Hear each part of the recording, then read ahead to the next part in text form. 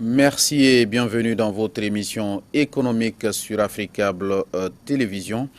Eco Hebdo est une émission qui vous donne l'actualité sur les nouvelles économiques, l'actualité économique à travers les infos, à travers le débat. De nos jours, dans un contexte marqué par la rareté des ressources financières et par la baisse du prix des matières premières, les États éprouvent d'énormes difficultés dans la mise en place de politiques de développement viables, assises sur des infrastructures de qualité et diversifiées. Une solution palliative à cette situation délicate serait d'impliquer les acteurs privés. À l'instar des autres régions du monde, en Afrique, le PPP, le partenariat public-privé, est de plus en plus sollicité. Pour en parler, nous recevons sur ce plateau Monsieur Modibo Mao Makalou, économiste, analyste financier, ancien Sherpa de l'Union africaine et du NEPAD, membre du Conseil consultatif de l'unité régionale pour le développement des partenariats publics-privés de l'UEMOA. Monsieur Makalou, bonjour. Bonjour, monsieur Maïga. En tout cas, merci de répondre à notre invitation. Le plaisir est pour moi. C'est un plaisir, d'échanger avec vous. Hein. Ouais. Monsieur Makalou, c'est quoi un partenariat public-privé? Bon, c'est Camus qui disait que mal nommer les choses, c'est contribuer au malheur du monde. PPP, c'est un terme générique. Partenariat public-privé, c'est 3 mots. Okay. Mais essentiellement, ça veut dire seulement qu'il y a un partenariat qui est établi sur la base d'un service public ou bien d'un ouvrage public. C'est-à-dire que c'est le secteur public qui sollicite le secteur privé pour concevoir, construire, exploiter et financer un ouvrage ou un service public. Mais donc c'est cela, un partenariat public-privé.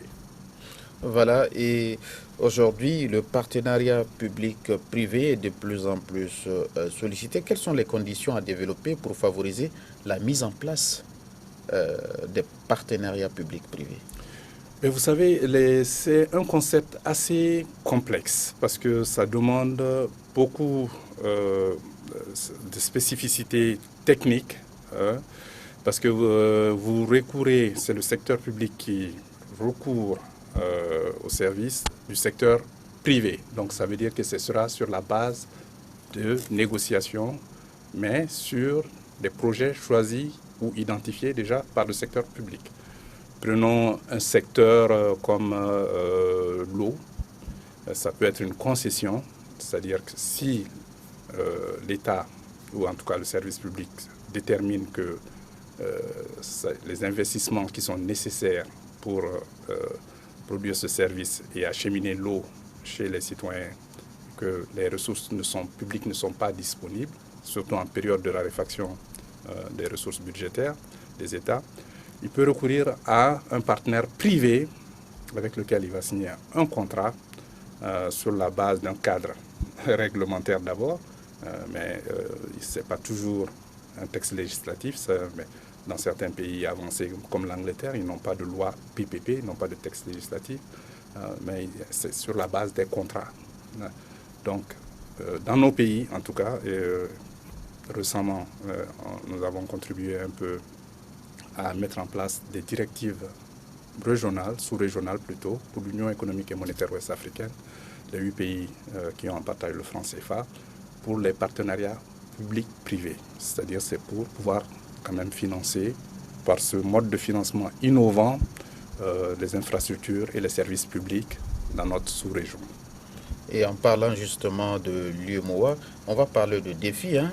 Pour relever les défis en matière de PPP, l'UEMOA doit harmoniser les textes et pratiques en la matière. Oui, exactement. Donc ce sont ces directives parce que vous savez, en réalité, chaque pays a sa législation. Mais les législations, généralement, elles se valent. Mais chaque pays aussi a ses spécificités parce que, en réalité, les PPP dépendent de la volonté politique. C'est-à-dire, si vous n'avez pas une volonté politique forte, vous ne pourrez pas faire les partenariats publics-privés. Et ça a été le cas ici au Mali. Nous avions un Premier ministre à qui je rends hommage, le Premier ministre Modibo Keïta, qui en 3 mois a pu mettre en place un cadre réglementaire, une unité de gestion, un cadre institutionnel pour mettre en place les PPP. Mais malheureusement, après son départ, 2 mois après son départ, plus rien n'a été fait dans ce sens. Bien vrai qu'il a été succédé par 3 premiers ministres. En réalité, ce qu'il faut, c'est cette volonté politique. Mais parce qu'il faut rassurer le secteur privé. Quand vous prenez les PPP, généralement, c'est sur une base minimale de 15 ans, à moyen terme.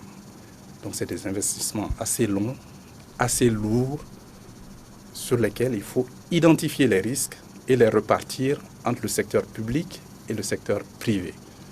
Donc, pour cela, il faut quand même donner un minimum d'assurance. Il faut des compétences nouvelles au niveau de nos structures publiques pour pouvoir dialoguer avec le secteur privé. Parce que vous savez, le secteur privé, il est là, c'est pour se faire de l'argent, c'est pour faire des bénéfices, mais en même temps, c'est pour pouvoir faire marcher un service public. Mais la responsabilité doit être située dépendant de quel genre de PPP vous signez. Donc tout dépend de la capacité de négociation de l'État. Je puis vous dire qu'au Mali, nous avons eu quand même, lorsque je travaillais à la présidence de la République du Mali, nous avons eu quand même 2 cas épineux concernant le secteur de l'électricité et le secteur ferroviaire, où les contrats avaient été très mal ficelés et ça a coûté très cher à l'État et aux citoyens parce que les services n'étaient pas fournis et en même temps, l'État a dû débourser de l'argent pour quelque chose qui ne marchait pas du tout parce que les contrats étaient mal ficelés, mal pensés, mal exécutés. Donc, est-ce qu'au sein de l'UEMOA, chaque pays a ses critères d'attribution en matière de PPP? Oui, parce que en réalité, les PPP, il y a les modes de passation des marchés publics qu'il ne faut pas confondre avec les partenariats publics-privés. Parce que quelle est la différence entre les deux? En mode de passation des marchés publics, c'est ce qu'on passe par le code des marchés publics. On identifie un produit qu'on veut acheter, que l'État veut acheter. Les gens viennent, ils soumissionnent. Et une fois qu'on vous attribue ce marché, vous fournissez la marchandise, après c'est fini, on vous paye et puis c'est fini. Mais les PPP, c'est un ouvrage. Prenez un pont à péage, si c'est en PPP, ça rentre dans les priorités d'investissement public d'un pays. Donc vous appelez ceux qui peuvent quand même sont spécialisés dans ce domaine, parmi les meilleurs au monde, les identifier, ils viennent vous soumissionner, ou il peut avoir ce qu'on appelle une offre spontanée, quelqu'un qui a un brevet ou a une spécialité spécifique, qui peut venir vous dire j'ai innové, j'ai trouvé quelque chose que j'aimerais vous montrer, qui pourrait vous intéresser et faire avancer votre pays sur le plan infrastructurel. Quand cela se fait, donc, il y a encore une procédure de passation des marchés, mais là c'est différent des marchés publics parce qu'il y a certaines phases. Il y a l'appel d'offres, mais il peut y avoir la procédure gré à gré, dépendant de quel genre d'ouvrage ou de service cela est. Mais une fois que cela est fait, on prend en compte non seulement l'exploitation sur le coût de la vie du projet, parce que nous parlons de 15 ans à 99 ans, donc il faut tenir compte non seulement, parce que quand le secteur privé gère ses ouvrages ou ses services publics, ses infrastructures, il va prendre en compte non seulement l'entretien, les réparations, les maintenances, les rénovations, parce que l'entreprise privée va se rémunérer à travers ce qu'on appelle une redevance généralement. Par exemple, si votre compagnie d'eau vous fournit ce service, à la fin du mois, elle vous donne une facture et c'est cela qui lui permet de se rémunérer. Mais entre-temps, elle avait déjà signé un contrat avec l'État. Mais l'ouvrage revient à la fin du contrat à l'État. Je rappelle aux téléspectateurs que le PPP, c'est le partenariat public-privé. Monsieur Makalou, le modèle de PPP constitue-t-il une réponse appropriée à la problématique de mobilisation des ressources pour le financement public sans alourdir l'endettement des États? Écoutez, vous savez, pour moi, l'infrastructure, c'est le socle du développement. En Afrique, nous avons un problème spécifique. La Banque mondiale avait déjà estimé que le retard de l'Afrique en matière d'infrastructure lui coûtait au moins 2 points de croissance chaque année et lui faisait perdre 40% de sa productivité. Est-ce que vous imaginez que les 55 pays africains, qui font à peu près 1,3 milliard d'habitants, produisent autant d'électricité que les 82 millions d'Allemands? C'est trop peu. Nous ne pouvons pas être dans la marche, dans le concert des nations, si nous n'avons pas de l'électricité. 600 millions d'Africains n'ont pas accès à l'électricité. Et 900 millions d'Africains n'ont pas accès à l'énergie pour la cuisson tous les jours. Ce sont des problèmes fondamentaux auxquels il va falloir pallier le plus rapidement possible. Donc, pour revenir à votre question, l'infrastructure est cruciale pour la marche de nos pays, pour la compétitivité, parce que vous savez, en Afrique, nous avons un problème non seulement de productivité, mais de compétitivité. La productivité, qu'est-ce que cela veut dire? Ce sont vos facteurs de production. Vous avez le capital physique, qui comprend peut-être les terres, disons. Vous avez le capital humain, qui pour moi qui est le plus important, les ressources humaines. Vous avez le capital financier et vous avez le capital immatériel, qui est le savoir, l'innovation, tout cela, qui vous permet de transformer votre énergie, votre pays. Et si vous prenez nos pays, nous sommes surtout des pays agro-pastoraux. Donc il va falloir quand même que ce secteur crucial qui concentre 80% de nos populations, nous puissions faire une transition vers les services à valeur ajoutée, c'est-à-dire aller déjà vers l'agro-industrie, parce que l'Afrique ne compte que pour 2% des exportations de produits manufacturés dans le commerce mondial, alors que nous avons 17% de la population mondiale. C'est pas assez, c'est trop peu. Donc il va falloir que nous trouvions la formule pour avoir accès à l'énergie, aux routes, aux ports. Est-ce que vous savez que entre le Niger et Lomé, vous mettez plus de temps pour une marchandise qu'entre Lomé et Singapour? Singapour. Qui se trouve à 11 000 km. Et c'est pas normal. C'est pas normal. C'est des problèmes de productivité et de compétitivité. Il faut que l'Afrique soit connectée. Il faut connecter les zones de production aux zones de consommation. Il faut que nous puissions communiquer entre nous. C'est pour cela l'initiative de l'UEMOA est salutaire, c'est-à-dire de faire des routes, des barrages communs, des infrastructures communes pour pouvoir quand même les exploiter, avoir des économies d'échelle et quand même aussi réduire les coûts. Et ça permet aussi de lever de l'argent sur les marchés financiers à moindre coût aussi, plutôt que chacun aille s'endetter et puis gérer ça séparément. Vous avez parlé de la Banque mondiale, qui est l'institution bancaire internationale, de la banque.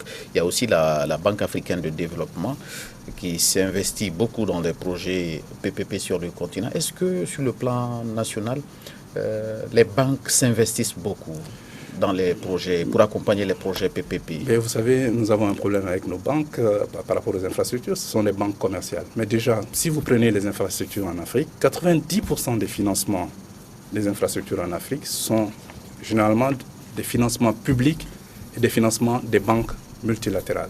C'est une très bonne chose que vous parliez de la Banque africaine de développement, qui fait quand même assez dans ce domaine, avec ses 5 accélérateurs pour développer l'Afrique.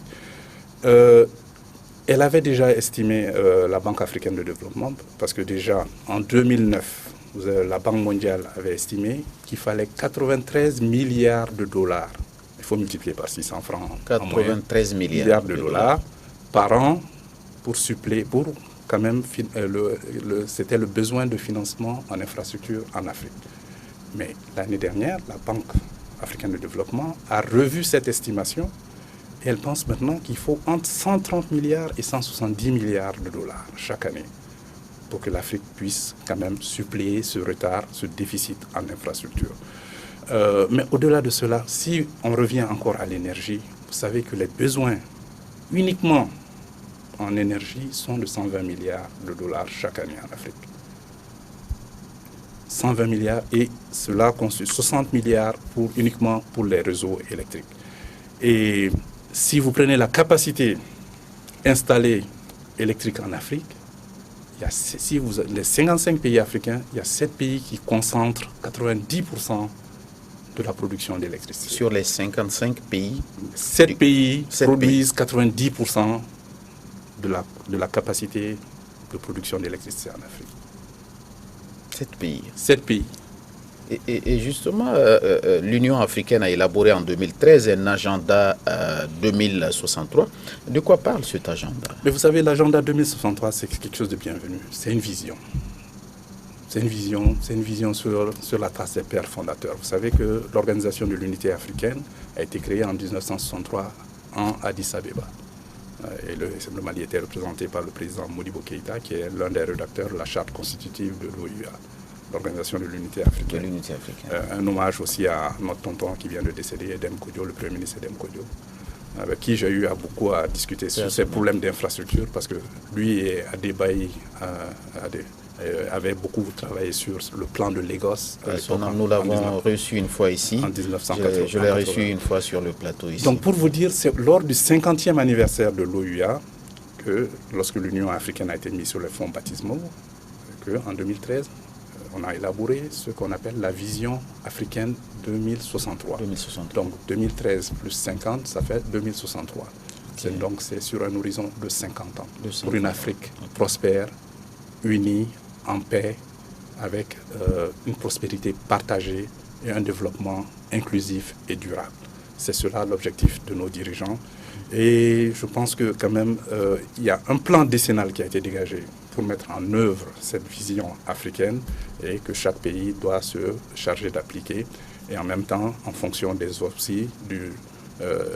objectifs du programme de développement durable à l'horizon 2030 qui recoupe les objectifs de développement durable, 17 objectifs, 169 cibles et 241 indicateurs à l'horizon 2030.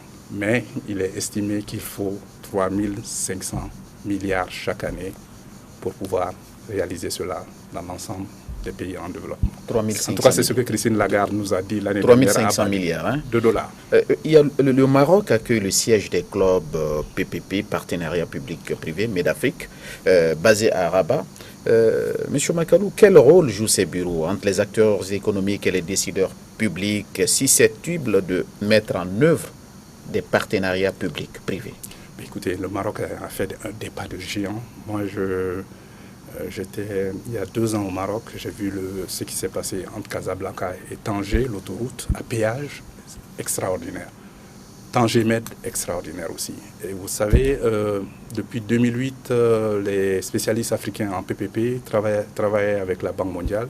À l'époque, c'était l'ancienne ministre des Finances, Ngozi, qui était directrice de la Banque mondiale. Donc l'Institut de la Banque mondiale a quand même rassemblé les experts africains pour essayer de promouvoir un peu cette expertise africaine en partenariat public-privé.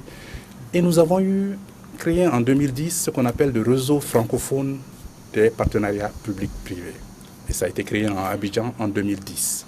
À l'époque, c'était Charles Déby Kofi, paix à son âme, qui était le ministre de l'économie et des finances en Côte d'Ivoire.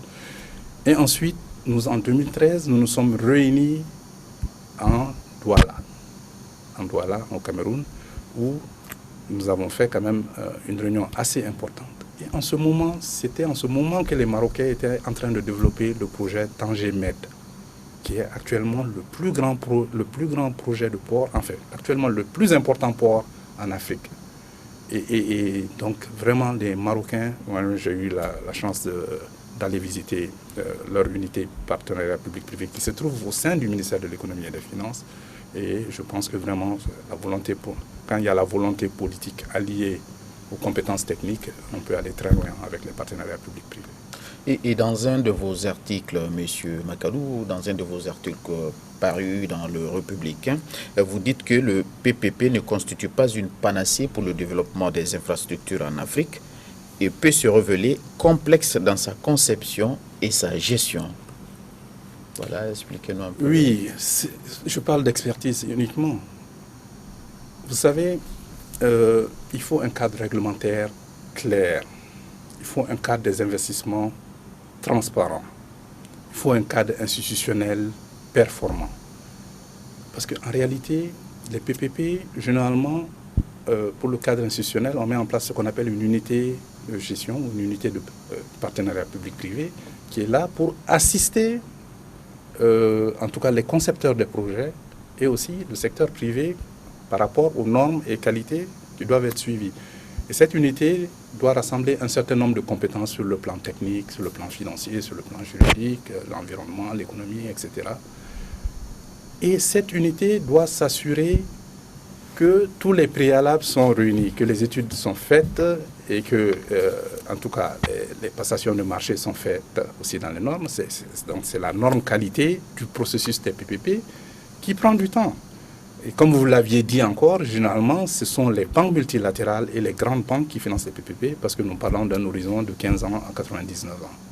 Et si ces projets ne sont pas... Si vous sautez une étape ou si vous intervertissez une étape, les projets ne pourront pas marcher. Et les gens ne le comprennent pas. Les gens veulent aller vite, ils veulent faire aboutir des projets, mais ça doit prendre le temps que ça prend. Les préalables doivent être réunis par les techniciens. La volonté politique, c'est pour le cadre général, mais pour s'assurer de la faisabilité, on doit se reposer sur la technicité. Et on ne peut pas mélanger les deux. Sinon, ça risque de ne pas marcher et ce sera vraiment un échec retentissant. Il y a un sujet qui a défrayé la chronique récemment au Mali. Certains journalistes ont parlé de privatisation, d'autres ont parlé de concession à propos de l'aéroport du Mali. Quelle est la différence entre une concession et une privatisation? Oui, je parlais de l'aéroport Modibo Keïta à Sénou, à Bamako-Sénou. Oui, je reviens encore à Camus. Mal nommer les choses, c'est contribuer au malheur du monde. Les PPP sont... Il y a deux sortes de formes de PPP, de partenariat public-privé. Il y a la forme concessive, c'est-à-dire ce qu'on appelle une concession. Étymologiquement, ça veut dire concéder. Et dans ce cadre-là, le privé vient... Il conçoit, il construit, il exploite, il finance et il restitue un ouvrage ou un service public. L'aéroport de Paris, c'est une concession. L'aéroport d'Abidjan, c'est une concession. L'aéroport Blaise Diagne de Dakar, c'est une concession. Le pont Henri Konan Bédié, c'est une concession. Et nous avons des concessions ici au Mali aussi. Nous avons de bons exemples et de moins bons exemples. Le parc national, c'est une concession. Donc, vous avez cette forme concessive parmi laquelle l'État concède à un partenaire privé ce privilège de tout ce que j'ai dit, construire, exploiter, financer un ouvrage. Aussi, l'ouvrage est déjà en place, c'est-à-dire que le risque est transféré du partenaire public au partenaire privé. Il faut identifier les risques et les partager. Parce que lors d'une concession, la responsabilité du service public vis-à-vis du citoyen reste avec la partie publique. Mais l'ouvrage n'appartient pas à la partie privée. C'est-à-dire qu'elle a le droit d'exploiter, de gérer pendant une période déterminée, disons 30 ans. Mais à la fin de ces 30 ans, elle restitue l'ouvrage à l'État. Et c'est le cas généralement des aéroports. Mais vous avez les PPP aussi à paiement public ou à disponibilité de services, où c'est en tout cas l'État qui demande à un partenaire privé de gérer pour son compte un service. Et ça, c'est généralement, par exemple, les centrales de production d'énergie.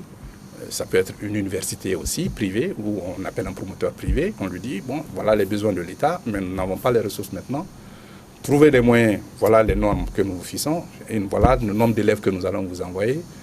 Et nous allons, sur la base d'un contrat de négociation bien établi, vous payer cette somme-là chaque mois, ou en tout cas, ça va être défini par le contrat, pour que vous puissiez rendre ce service-là à l'État. Mais la responsabilité reste toujours avec l'État, parce que c'est l'État qui a offert ce service-là à un partenaire privé. Donc ça, c'est la forme à paiement public. Okay. Et vous avez maintenant une privatisation. Une privatisation, cela veut dire que la propriété revient à l'entité privée. Si l'État décide de privatiser un service, c'est-à-dire que contre une somme, l'État va transférer la totalité du service à cette entité privée et ça n'appartient plus à l'État. Ça ne lui revient plus dans un certain nombre d'années, donc c'est sorti du domaine de l'État. Donc c'est ça qui fait la différence. Donc si un aéroport est privatisé, ça veut dire que l'aéroport avec tous ses actifs sont transférés à la partie privée. Mais si c'est un PPP, ça veut dire que sur une durée déterminée, l'entreprise privée va venir exploiter ce service, mais qui reste un service public et qui reste un service qui appartient à l'État. Et au bout de la période déterminée du contrat, l'ouvrage est restitué à l'État. Une fois la mise en concession est effective, est-ce que l'État malien aura le contrôle sur l'entreprise considérée quand même comme la vitrine du pays? Oui, mais l'État malien les contrats de performance, c'est pour cela que je vous ai parlé de l'unité de gestion, je vous ai parlé d'un cadre général, c'est-à-dire un texte législatif, je vous ai parlé d'un cadre institutionnel. Il faut un cadre d'investissement aussi. Et tout cela, c'est tout cela qui concourt. Donc il faut que la vision des autorités soit claire en matière d'investissement. Parce que le secteur privé n'est pas dans l'à peu près. Le secteur privé, il sait exactement ce qu'il veut faire et comment il veut le faire. Et donc quand il y a une faiblesse de l'État dans ce domaine, ce sera à l'avantage du secteur privé lors des négociations. Mais les contrats de performance peuvent être établis, généralement, même pour les PPP, PFI, c'est-à-dire Private Finance Initiative, à paiement public. L'État paye, mais c'est quand même lié à un contrat de performance. Parce que si ce n'est pas lié à un contrat de performance, évidemment, ça perd toute sa performance, ça ne devient plus efficient de manière...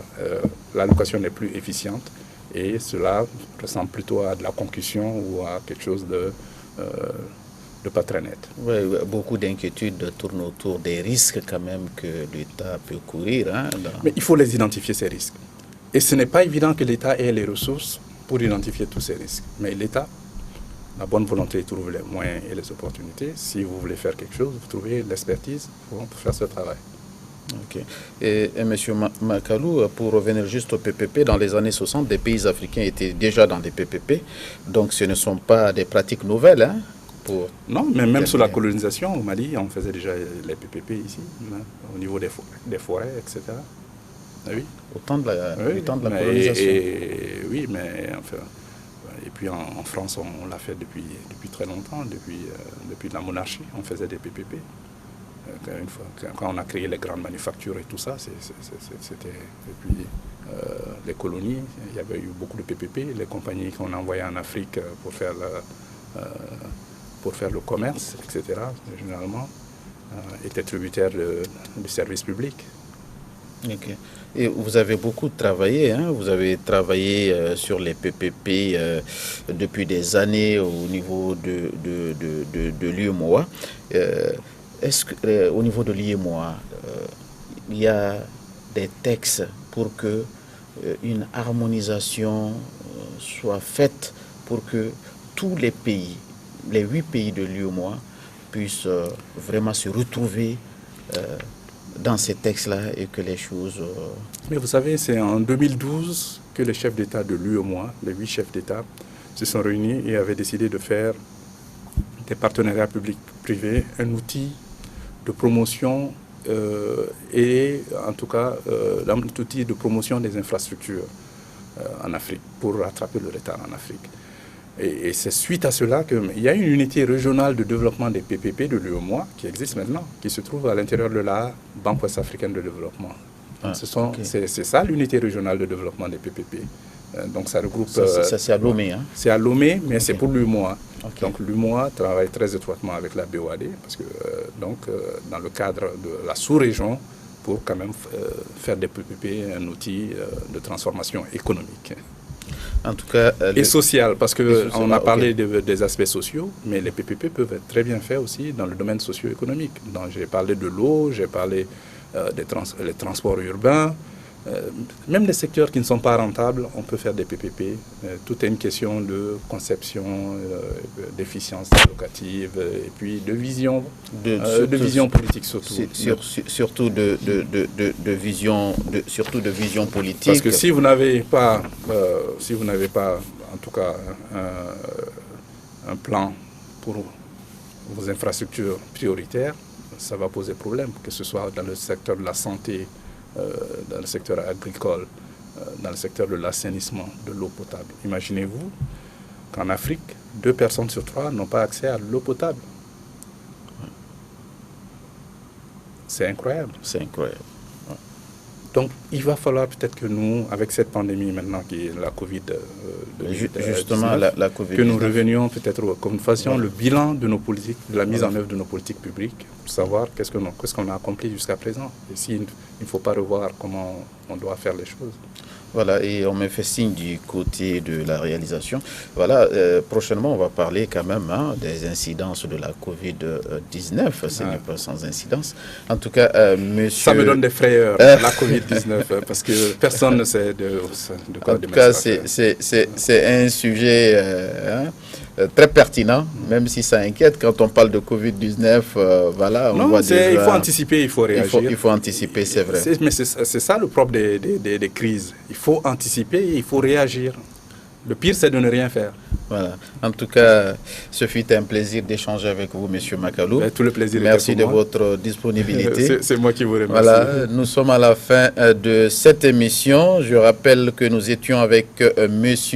Modibo Maou Makalou, économiste, analyste financier, ancien Sherpa de l'Union africaine et du NEPAD, membre du conseil consultatif, ancien membre du conseil consultatif de l'unité régionale pour le développement des partenariats publics-privés de l'UEMOA, entre autres. Merci à vous, merci de votre intérêt. Excellente suite de programme sur la première chaîne panafricaine. À bientôt.